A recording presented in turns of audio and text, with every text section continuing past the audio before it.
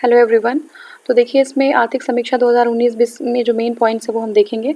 First हमारा है धन सृजन, सेकंड है जमीनी स्तर पर उद्यमिता और धन सृजन, बिजनेस अनुकूल बनाम बाजार अनुकूल, ईसीए के तहत औषधि मूल्य नियंत्रण, खाद्यान्न बाजार में सरकार के हस्तक्षेप, कर्ज माफी, समीक्षा के सुझाव, नेटवर्क उत्पादों में विशेषज्ञता के जरिए विकास और रोजगार सृजन, भारत में कारोबारी सुगमता लक्ष्य, कारोबारी सुगमता को और बेहतर बनाने के सुझाव, बैंकों के राष्ट्रीयकरण की स्वरजयंती एक समीक्षा, एनबीएफसी क्षेत्र में वित्तीय जोखिम। तो ये कुछ ऐसे टॉपिक्स हैं जो हमें कवर करना है।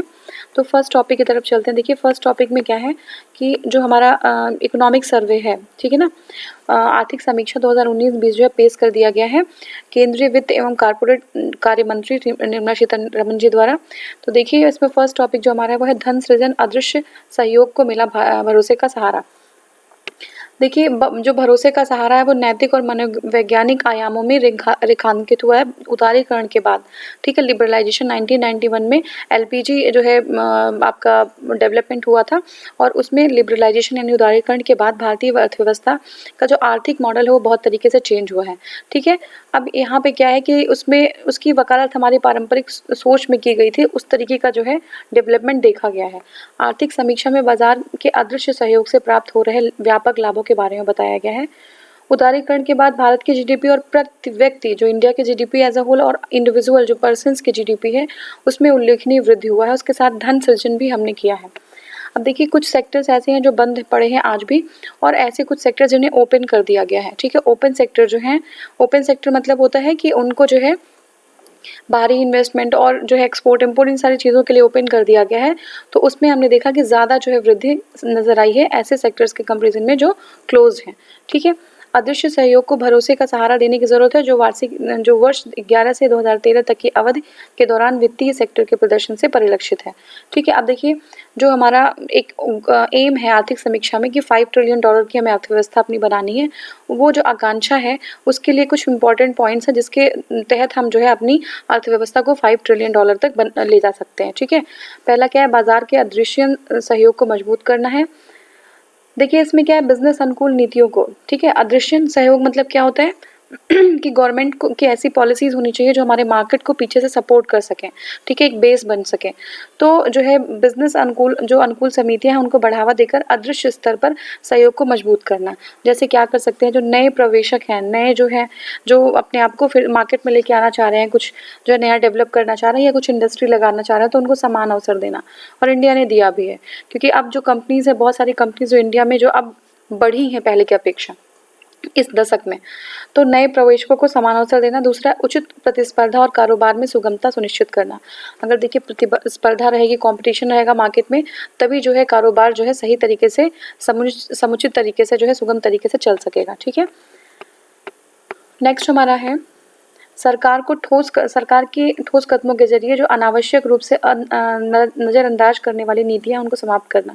कुछ ऐसी नीतियां हैं जो सपोर्टिव नहीं है कारोबार के लिए, तो ऐसी नीतियों को ख़त्म करके एक नई नीति इस तरीके की बनाना जो बिजनेस को सपोर्ट कर सके, जो ट्रेड को फैसिलिटेट कर सके, ठीक है। रोजगार सृजन के लिए व्यापार को सुनिश्चित करना, बैंकिंग सेक्टर का कारोबारी स्तर दक्षतापूर्ण बनाना, ठीक है। ये सारी चीज़ें जो बहुत इंपॉर्टेंट है, जो इम्प्लीमेंट करनी पड़ेंगी अगर हमें अपना जो है जीडीपी और पर कैपिटा जो इनकम है पर पर्सन जीडीपी जो है उसको बढ़ाना हो, ठीक है। सार्वजनिक वस्तु के रूप में भरोसे का आइडिया अपनाना और अधिक इस्तेमाल के साथ इसका बढ़ावा और होता जाता है। आर्थिक जो समीक्षा उसमें सुझाव दिया गया है कि नीतियां ऐसी होनी चाहिए जो डाटा और प्रौद्योगिकी के उपयोग के जरिए पारदर्शिता और कारगर अमल को सशक्त बनाए। कैसी होनी चाहिए, देखिए ऐसी नीतियां डेवलप करना जो हमारे कुछ डाटा होते हैं, आंकड़े, और जो है टेक्नोलॉजी के थ्रू जो है ये क्या ट्रांसपेरेंट हो, लोगों को भी समझ में आए और वो चीज़ें जो है इसमें क्लियरिटी हो एक तरीके की, ठीक है। जब क्लियरिटी होगी तो क्या होगा, अमल जो है लोग सही तरीके से कर पाएंगे चीज़ों पे, ठीक है। ज़मीनी स्तर पर उद्यमिता और धन सृजन, ठीक है। तो ऐसा नहीं है कि सिर्फ हम जो है नेशनल लेवल पे कर रहे हैं, जमीनी स्तर पर जिले में ही नहीं, उसके बाद गांव में भी हमें इस तरीके की जो है आपको नियम का जो है निर्धारित करना है जिससे जमीनी स्तर पर जो है उद्यमिता को बढ़ावा दिया जा सके और धन का सृजन किया जा सके, ठीक है। अब देखिए इसमें क्या है, विश्व बैंक के अकॉर्डिंग अगर हम देखें तो गठित जो नई कंपनियां हैं उनकी संख्या के मामले में लगभग भारत तीसरे पायदान पे है। तो सबसे ज़्यादा डेवलपमेंट, सबसे ज़्यादा कंपनीज जो है इंडिया में आ रही हैं, ठीक है। 2014 के बाद भारत में कंपनियों के गठन में उल्लेखनीय बढ़ोतरी हुई है।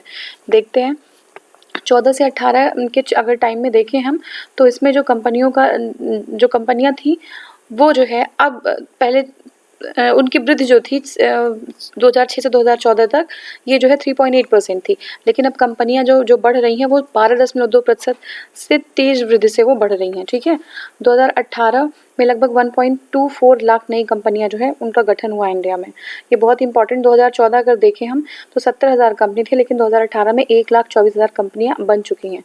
तो आर्थिक समीक्षा में भारत में प्रशासनिक पिरामिड, जैसे मैंने बताया कि देखिए प्रशासनिक पिरामिड मतलब उसमें जो टॉप सबसे निचले जो स्तर पे यानी कि 500 से अधिक जिलों में उद्यमिता से जुड़े घटकों और वाहकों पर गौर किया गया है।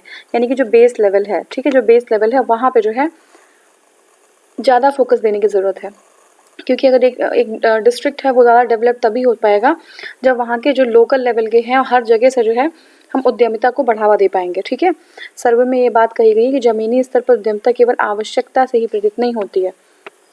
ठीक है, अब देखिए ये जो जिले में नई कंपनियों के पंजीकरण, जो जिले में नई कंपनियों के पंजीकरण से 10% की वृद्धि होने से सकल घरेलू जो जीडीपी है उसमें 1.8% की बढ़ोतरी होगी। अगर कंपनियां जो है आ रही हैं, 10% कंपनियां इंक्रीज हो रही हैं किसी डिस्ट्रिक्ट में, तो उसमें देखा जाता है कि लगभग 1.8% जीडीपी में बढ़ोतरी हो रही है। जिला स्तर पर उद्यमिता का उल्लेख अक्सर जमीनी स्तर पर धन का सृजन पर होता है। ठीक है भाई, डिस्ट्रिक्ट लेवल पे तभी उद्यमिता हमें दिखेगी जब जमीनी स्तर पर धन का सृजन हो पाएगा, जो है एक्युमुलेशन हो पाएगा, धन जो है हम इकट्ठा कर सकते हो। अब देखिए भारत में जो हमारी कंपनी है वो डिफरेंट लेवल पर डिफरेंट है, मतलब वो सम नहीं है कि हर जगह एक ही तरीके से कंपनी ग्रो कर रही है, कहीं ज़्यादा कर रही है कहीं कम कर रही है, वो डिफरेंट सेक्टर्स में डिवाइडेड हैं। ठीक है, अगर अब ये भी हमने देखा जहाँ पे साक्षरता ज़्यादा है, जहाँ पे एजुकेशन ज़्यादा है, वहाँ पे ज़्यादा जो है उद्यमिता को ज़्यादा बढ़ावा मिल रहा है। ठीक है, अब जैसे जहाँ पे साक्षरता 70% है वहाँ पे जो है बहुत ज़्यादा जो है ये असर दिख रहा है, बहुत सारी कंपनियाँ वहाँ पे इस्टेब्लिश हो रही हैं। ठीक है, और साथ में न्यूनतम साक्षरता जो पूर्वी स्टेट्स हैं, हमारे ईस्टर्न स्टेट्स हैं, वहाँ पे 59.6% जो लिटरेसी के साथ जो कंपनियों का गठन जो है कम नज़र आया है उधर। ठीक है, जहाँ पे साक्षरता ज़्यादा होगी कंपनीज वहाँ पे ज़्यादा जो है जाएंगी। दूसरी बात है फिजिकल इंफ्रास्ट्रक्चर, जहाँ पे भौतिक अवसंरचना ज़्यादा है, कंपनियाँ उधर जो है ज़्यादा मूव करने की कोशिश में रहती हैं। ठीक है, नेक्स्ट हमारा है कारोबार में सुगमता और लचीले श्रम कानूनों से विशेषकर निर्माण क्षेत्र में नई कंपनियों का गठन में आसानी होती है। ठीक है, तो अब इसके बाद देखते हैं, देखिए सुगमता और लचीले श्रम कानून, देखिए श्रम कानून को इतना हद तक रिजिड बना देना कि जो कंपनीज हैं, जो मैनेजर्स हैं उसको सुचारू रूप से चला ही ना सके, तो कंपनीज में प्रॉफिट नहीं होगा तो वो जो है एस्टेब्लिश करना नहीं चाहेंगे। इसलिए कहीं ना कहीं जो श्रम कानून है वो लचीला बना देना, साथ ही में ये भी ध्यान देना कि किसी का फंडामेंटल राइट जो है उसमें हनन ना हो। ठीक है, तो इस तरीके से हमें श्रम कानून बनाने की जरूरत है। नेक्स्ट हमारा है बिजनेस अनुकूल बनाम बाजार अनुकूल। देखते हैं क्या है, देखिए $5 ट्रिलियन की अर्थव्यवस्था संबंधी भारत के निम्नलिखित जो आकांक्षा है उन पर निम्नलिखित बातों पर निर्भर करती है। पहला क्या, बिजनेस अनुकूल नीति को बढ़ावा देना, ऐसी जो है रूल्स को फॉर्मुलेट करना जो हमारे बिजनेस को, हमारे ट्रेड को इंक्रीज कर सके, धन को सृजित कर सके। ठीक है, देखिए धन सृजन होगा तभी ही जो है ये हम डेवलपमेंटल एक्टिविटीज़ में उसको हम लगा सकते हैं, तो धन का सृजन बहुत ज़रूरी है। 60-गांठ वाली नीति से दूर रहना, 60-गांठ वाली नीति रहेगी तो लोग स्वार्थ पे जो है ज़्यादा काम करना चाहेंगे, तो इसलिए 60-गांठ वाली नीति नहीं होनी चाहिए। शेयर बाजार के अगर नज़रिए से देखें तो उदारीकरण के बाद जो है बहुत ज़्यादा जो है तेज़ी से बदलाव आए हैं। ठीक है, उदारीकरण से पहले सेंसेक्स में जो कंपनियां शामिल होती थी उनको ये मतलब आशा की जाती थी कि 60 वर्ष तक वो बने रहेंगे साथ में, लेकिन उसके बाद में यह घटकर सिर्फ 12 वर्ष का हो गया कि 12 वर्ष तक कंपनीज जो है इसके साथ में बनी रहने की आशा करी गई है। तो अब देखिए प्रत्येक 5 वर्ष में सेंसेक्स में शामिल 1/3 कंपनियों में फेरबदल देखा गया, जो अर्थव्यवस्था में नई कंपनियां और उत्पादों और प्रौद्योगिकियों की निरंतर आवक को दर्शाती हैं। ठीक है, तो मतलब यह है कि जो है काफ़ी जो है लिबरलाइजेशन के बाद काफ़ी सब चेंज हुआ है, काफ़ी पॉजिटिव चेंजेस आए हैं। ठीक है, अब देखिए जो हमारी 60-गांठ को बढ़ावा देने वाली जो नीतियाँ उसकी वजह से अर्थव्यवस्था में बहुत ज़्यादा प्रतिकूल जो है प्रभाव पड़ा है। अब कुछ पॉइंट्स हम देख लेते हैं। 2007 से 2010 तक की अवधि में जो है आपस में संबंधित कंपनियों की इक्विटी इंडेक्स प्रदर्शन बाजार के मुकाबले 7% सालाना अधिक रही है। ठीक है, तो जो है इक्विटी इंडेक्स जो है वो उसका प्रदर्शन बाजार के मुकाबले 7% ज़्यादा रहा है। ठीक है, कंपनियों का इक्विटी इंडेक्स। नेक्स्ट हमारा है इसके विपरीत 2011 पर इक्विटी इंडेक्स का प्रदर्शन बाजार के मुकाबले 7.5% कम रहा है। ठीक है, तो इस तरह कंपनियों की अंतर्निहित क्षमता और मूल्य में कमी को दर्शाता है ये। अब ये हमारा हो गया। नेक्स्ट हमारा ECA के तहत औषधि मूल्य नियंत्रण। ठीक है, ECA के तहत औषधि मूल्य नियंत्रण क्या है? देखिए, DPCO 2013 के जरिए औषधियों के मूल्यों में नियंत्रण करने से दवाओं की कीमतों में अनियंत्रित समान दवाओं की तुलना में ज़्यादा जो है बढ़ी है। समान नहीं है, सामान्य होना चाहिए ये। ठीक है, तो देखिए कुछ जो है मूल्य नियंत्रण करने का काम किया गया है, लेकिन उसका प्रभाव जो है उल्टा दिखता हुआ नजर आ रहा है। मूल्य नियंत्रण का काम किया गया, बल्कि जो मूल्य है वो और ज़्यादा जो है बढ़ता हुआ नजर आ रहा है। अब देखिए, सस्ती दवाओं का जो फॉर्मुलेशन होता है उसकी कीमतें ज़्यादा खर्चीली हो गई हैं अगर हम कंपेयर करें तो खर्चीली दवाओं के फॉर्मुलेशन के तुलना में। ठीक है, जिससे दवाओं का मूल्य ज़्यादा हो गया है। अब देखिए, DPCO जो है सस्ती दवाओं की उपलब्धता के जो प्रयास किए वो सारे उल्टे पड़ गए हैं। जो सरकार है वो जो है एक बड़ा खरीदार है। ठीक है, जो सस्ती दवाएं हैं उनका एक बड़ा खरीदार है सरकार। तो सरकार जो है कीमतों को कम करने पे जो है कर लेके प्रेशर डाल सकती है। स्वास्थ्य और कल्याण जो है परिवार कल्याण मंत्रालय ने सरकार की ओर से दवाओं के खरीद का सौदा अपने हिसाब से करने के इस अधिकार का पारदर्शी तरीके से इस्तेमाल जो है करना चाहिए, ये बताया गया है। खाद्यान्न बाजार में सरकार के हस्तक्षेप। ठीक है, क्या है? खाद्यान्न बाजार में सरकारी हस्तक्षेप के कारण सरकार गेहूं और चावल की बड़ी खरीदार होने के साथ ही इसकी बड़ी जमाखोर भी हो गई है। ठीक है, जो हमारा नेक्स्ट हमारा पॉइंट है वो है खाद्यान्न बाजार में सरकार का हस्तक्षेप। तो ये देखिए, जो है सरकार वो क्या करती है, गवर्नमेंट गेहूं और चावल को जो है सबसे ज़्यादा वो क्रय करती है, खरीदती है, समझ रहे हैं, और उसके बाद क्रय करने के साथ वो सबसे बड़ी जमाखोर भी हो गई है। ठीक है, निजी कारोबार से सरकार का हटना। दूसरा क्या है, सरकार पर खाद्यान्न सब्सिडी का बोझ। मार्केट की अक्षमताएं बढ़ाने से कृषि क्षेत्र का दीर्घावधि विकास प्रभावित। तो देखिए, ये सारी चीज़ें हैं। खाद्यान्न में नीति को अधिक गतिशील बनाना तथा अनाजों के वितरण के लिए जो हम पारस्परिक जो तरीका यूज़ करते थे उसकी जगह हमें क्या करना है, नकदी अंतरण, कूपन और जो है स्मार्ट कार्ड, ये सब चीज़ें यूज़ करना है।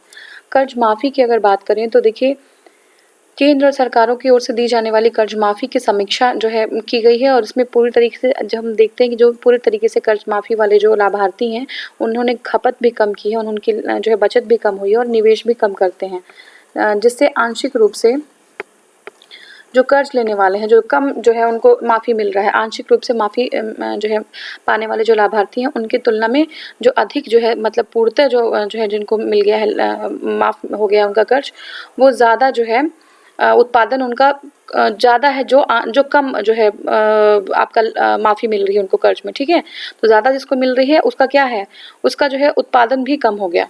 ठीक है, अब देखिए, वो कर्ज माफी का लाभ प्राप्त करने वाले किसानों के लिए औपचारिक ऋण प्रवाह को कम करते हैं और इस तरह कर्ज माफी के औचित्य को खत्म कर देते हैं। तो ये सारी समीक्षा की गई है। सुझाव क्या है? सुझाव ये है कि सरकार को अपने आवश्यक हस्तक्षेप वाले बाजार के क्षेत्रों को व्यवस्थित तरीके से जो है जांच करनी चाहिए।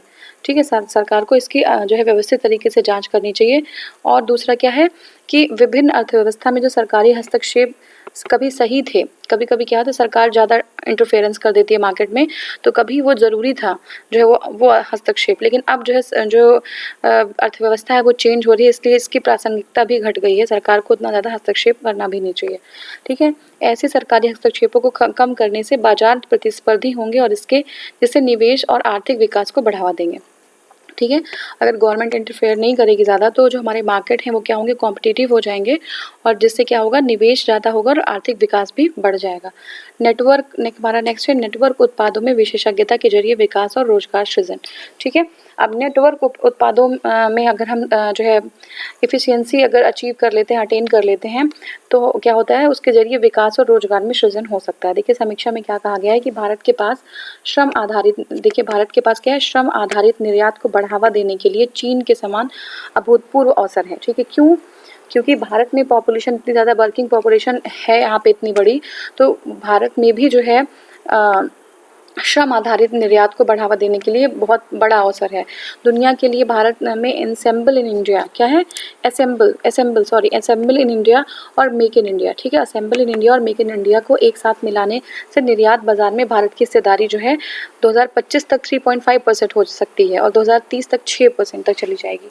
ठीक है, अगर जो है असेंबल और मेक इन इंडिया दोनों को हम जो है साथ में ज्वाइन कर दें तो हमारा जो ग्लोबल जो है ट्रेड है वो कहीं जो है ज़्यादा बढ़ जाएगा। ठीक है, अब 2025 तक भारत को 5,000 अरब वाली अर्थव्यवस्था बनाने के लिए, जो 5,000 अरब वाली, कब तक? 2025 तक। तो उसका एक आकांक्षा रखा गया कि 2025 तक भारत को 5,000 अरब वाली अर्थव्यवस्था बनाने के लिए ज़रूरी मूल्य संवर्धन में नेटवर्क उत्पादों के निर्यात में 1/3 की वृद्धि करेंगे। ठीक है, तो नेटवर्क संबंधित जो उत्पाद है उसमें जो है 1/3 की वृद्धि हो जाएगी। अब समीक्षा में क्या सुझाव दिया गया है? ये किया गया है कि निम्नलिखित अवसरों का लाभ उठाने के लिए भारत को चीन जैसी रणनीति का अनुसरण करना चाहिए।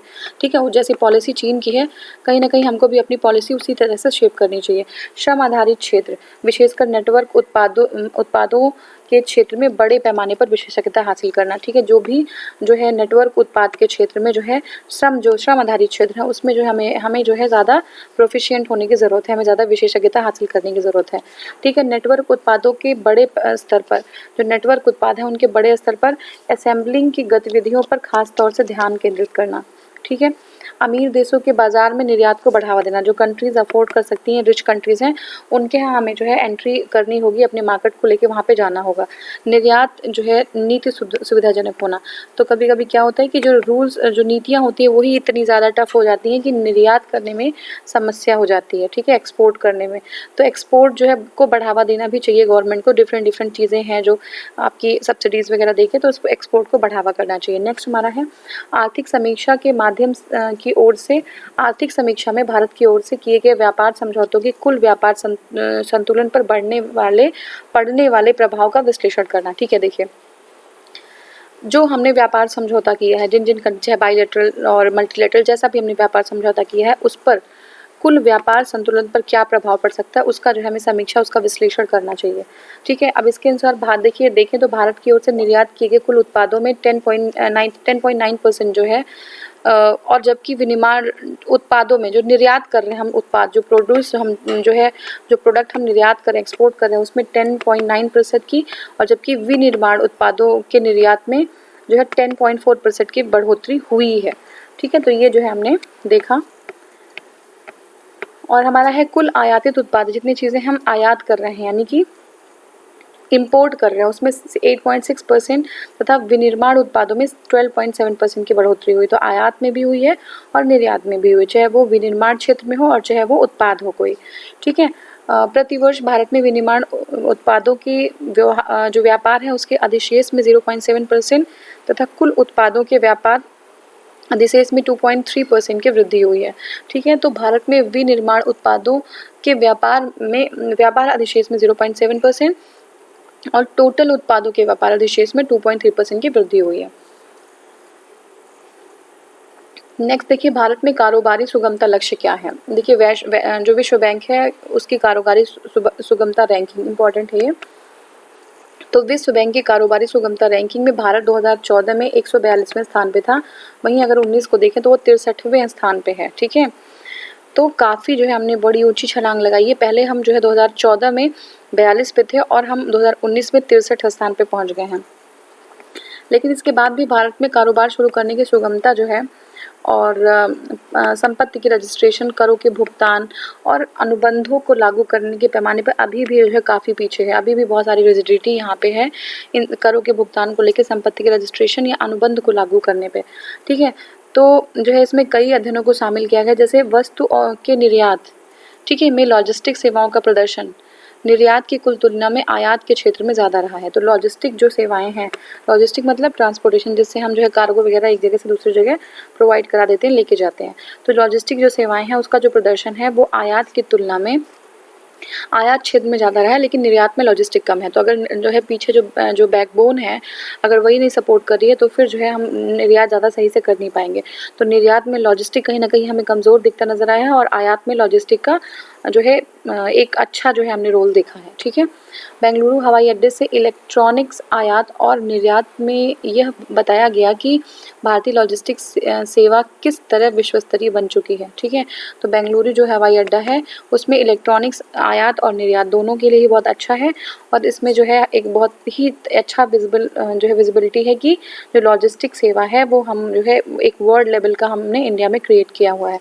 ठीक है, देश में इनके बंदरगाहों में जहाज़ों के माल ढुलाई का काम 10-11 में 4.7 जो है था, वहीं पे 18 और 19 में ये जो है करीब आधा हो गया है, 2.48 हो गया है। ठीक है, अब नेक्स्ट हमारा है कारोबारी सुगमता को और बेहतर कैसे बना सकते हैं, उसके क्या सुझाव हैं। तो कारोबारी को और सुगम कारोबार को कैसे सुगम और बना सकते हैं। तो देखिए कारोबारी सुगमता को और बेटर बनाने के लिए क्या करना चाहिए हमें, वाणिज्य और उद्योग मंत्रालय, केंद्रीय अप्रत्यक्ष और कर सीमा शुल्क, जहाजरानी मंत्रालय और अन्य बंदरगाह जो प्राधिकरण है उनके बीच करीबी सहयोग होना चाहिए। क्यों होना चाहिए, देखिए कारोबारी सुगमता के लिए ज़रूरी है कि जो हम एक्सपोर्ट इम्पोर्ट के रूल्स और रेगुलेशन है जिससे जो वाणिज्यिक मंत्रालय और उद्योग मंत्रालय से रिलेटेड हैं, और आपका जो टैक्सेशन सिस्टम है वो केंद्रीय अप्रत्यक्ष कर और सीमा शुल्क है जो है ना, जहाज रानी मंत्रालय है जो हम जहाँ से कार्गो वगैरह जो है लेके आते हैं ले जाते हैं, और जो है अन्य जो प्राधिकरण हैं, ठीक है ना, यहाँ पे क्या करना होगा कि यहाँ पे जो है इनको हमें बहुत उनके बीच में एक अच्छा कोऑर्डिनेशन इस्टेब्लिश करना होगा ताकि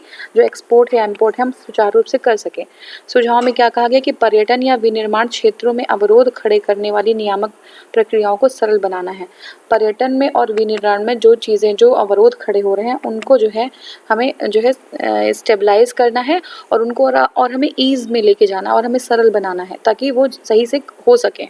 ठीक है, बैंकों के राष्ट्रीयकरण की स्वर्ण जयंती की एक समीक्षा। ठीक है, तो देखिए समीक्षा में कहा गया है कि 2019 में भारत में बैंकों का राष्ट्रीयकरण के 50 वर्ष पूरे हो गए हैं। ठीक है, नेशनलाइजेशन के बैंक के 50 ईयर्स जो है पूरे हो गए हैं 2019 में।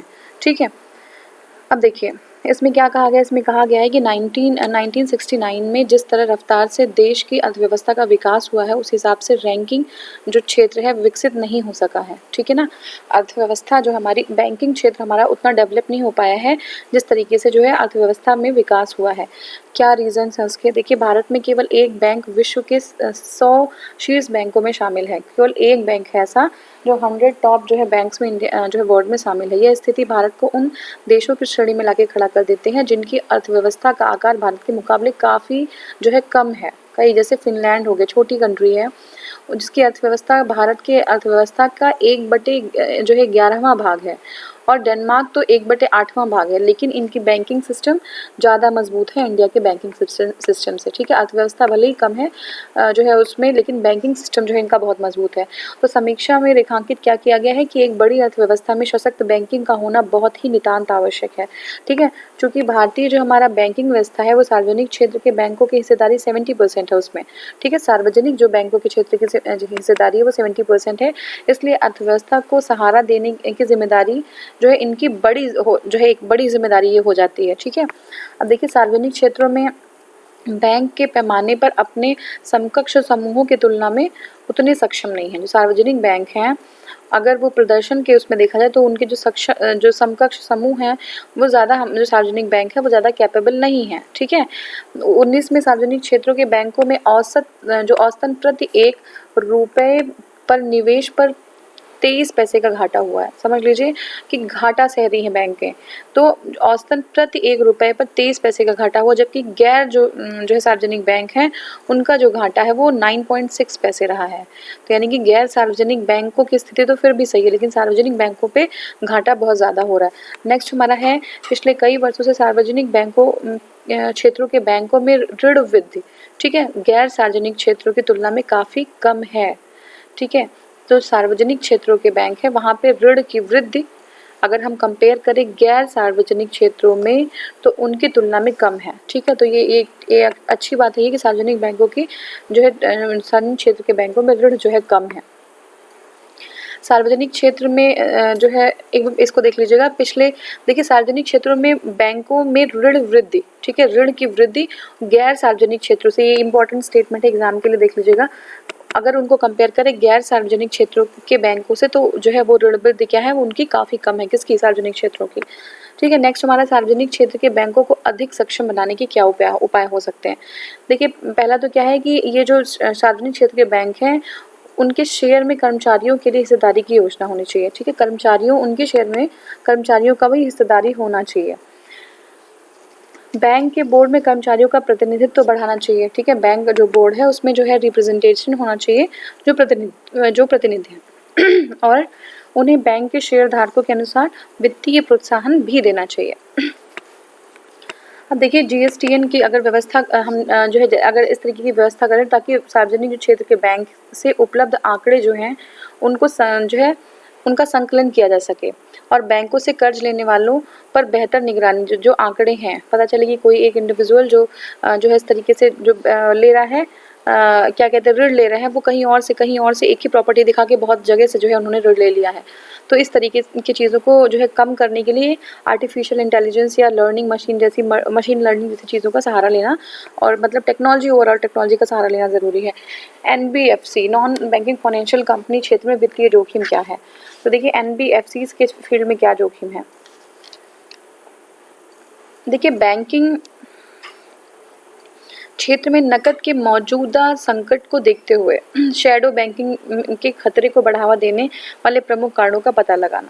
ठीक है, देखिए उसमें नकदी के मौजूदा संकट, अभी जो हमारी लिक्विडिटी की प्रॉब्लम है उसको देखते हुए शेडो बैंकिंग के खतरे को बढ़ावा देने वाले प्रमुख, शेडो बैंक्स क्या हैं, जो एक्चुअली बैंक्स नहीं होते, वो बैंक की तरह ऑपरेट करते हैं, उनको जो है क्या करना है, उनको जो है उस खतरे से निपटने के लिए हमें जो है कुछ चीज़ें, हमें कुछ रूल्स और रेगुलेशन बनाने होंगे, हमें कुछ निगरानी व्यवस्था करनी होगी कि उसको हम कम कर सकें।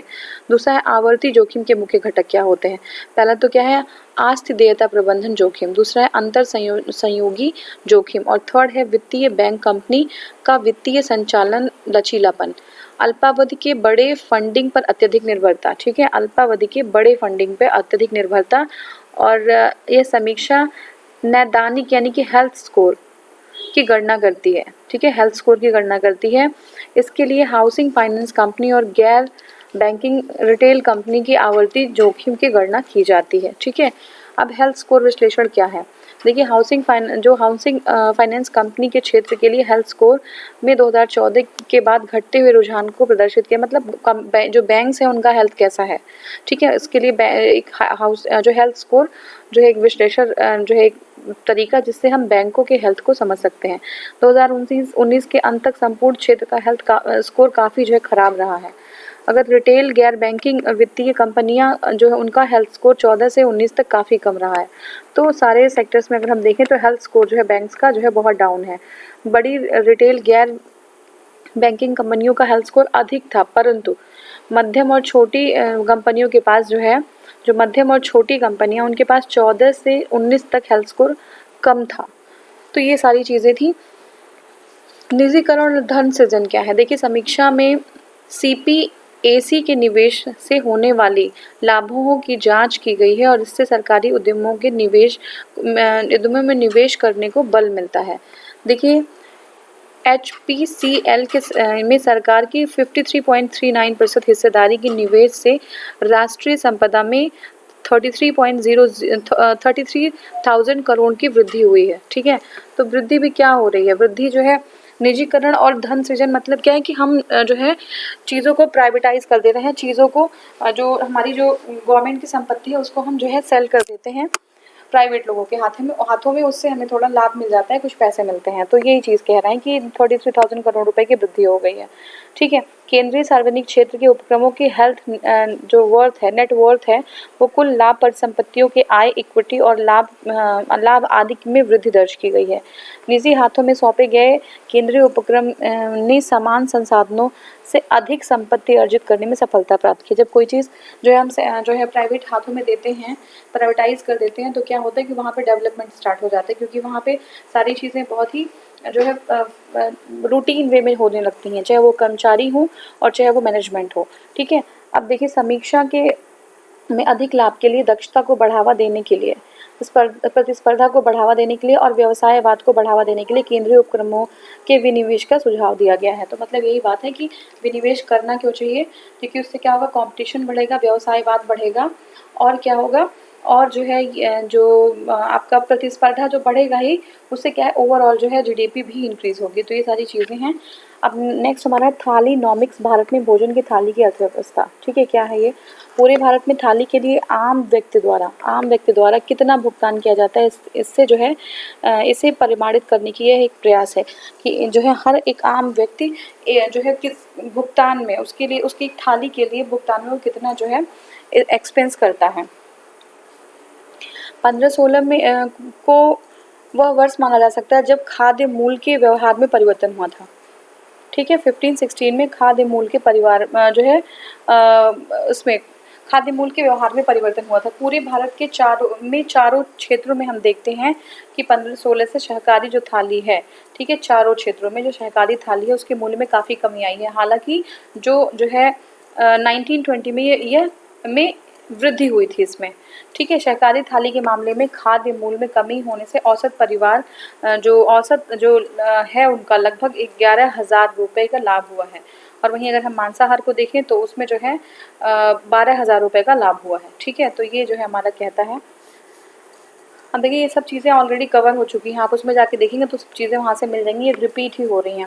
1920 में भारत का आर्थिक प्रदर्शन कैसा रहा, तो देखिए भारत की जीडीपी 2019-20 की पहली छमाही में 4.8% रही और इसका कारण कमज़ोर वैश्विक क्या है। भारत की जीडीपी 1920 में क्या है 4.8%, पहली छमाही की बात कर रहे हैं, फर्स्ट जो है हाफ की बात कर रहे हैं, तो 4.8 जो है % रहा। इसका कारण क्या है, वैश्विक जो है विनिर्माण कमज़ोर है, आर्थिक जो है व्यापार है उसकी मांग भी कम है, व्यापार भी जो है वीक है और उसकी जो है मांग भी कम है। तो ये कुछ रीजंस थे। देखिए वास्तविक उपभोग वृद्धि दूसरी तिमाही में बेहतर हुआ है, ठीक है। वास्तविक उपभोग वृद्धि दूसरे सेकेंड जो है क्वार्टर में बेटर हुआ है थोड़ा। इसका कारण क्या है, सरकारी खपत में वृद्धि होना।